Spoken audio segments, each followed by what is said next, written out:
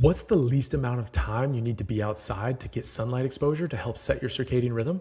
Well, it's about 5 to 10 minutes on a sunny day. And on an overcast day, it's about 15 to 20 minutes. Now, that doesn't mean you need to stare at the sun. Don't do that. You'll go blind. But what you can do is be outside, maybe go for a walk and get 5 to 10 minutes of natural sunlight. Two of the main reasons that you want to get sunlight first thing in the morning are the suppression of production of melatonin and the cortisol awakening response.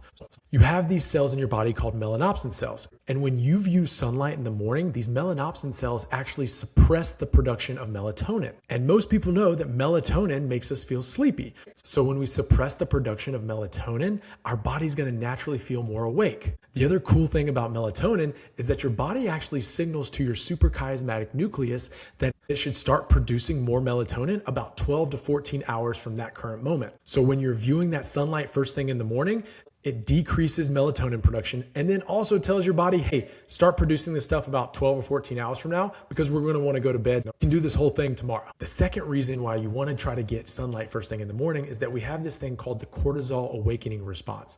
When we first wake up, there are certain things that happen in our body that we want to happen because we want to be more alert. Well, the cortisol awakening response actually spikes your cortisol levels because it's like, hey man, you got to get ready for work, or you got to take care of the kids, or you need to go put the trash cans out on the street because you forgot last night. All right. So done that before, but cortisol actually spikes about 30 to 35 to 40 minutes after you wake up. Seeing sunlight first thing in the morning actually helps with that cortisol spike because you want it to taper down the rest of the day. All right. You want your cortisol levels to be pretty high in the morning. Obviously, if you work out in the afternoon, that's a different story, but you want high cortisol levels in the morning because you want to be more alert. You want to be ready to go. So the two things that you need to remember is that sunlight's not just for show. It's not just there to make you more happy, which it also does, but melatonin production goes down when you see sunlight, which you want it to happen. And then your cortisol levels actually increase more when you see sunlight. So those are the two main things why you should go see sunlight first thing in the morning and get it for at least 5 to 10 minutes and you're doing yourself a solid.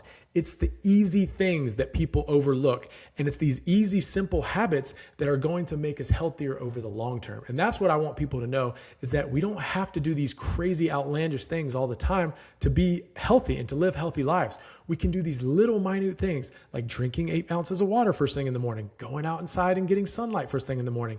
These things over time are super beneficial and then cascade over time for you to do more cool things because you're more awake, you're more hydrated, all these things. But that's all I got, guys. Hopefully that's helpful. Get outside first thing in the morning if you can. And if you can't, make it happen anyway. Get after it.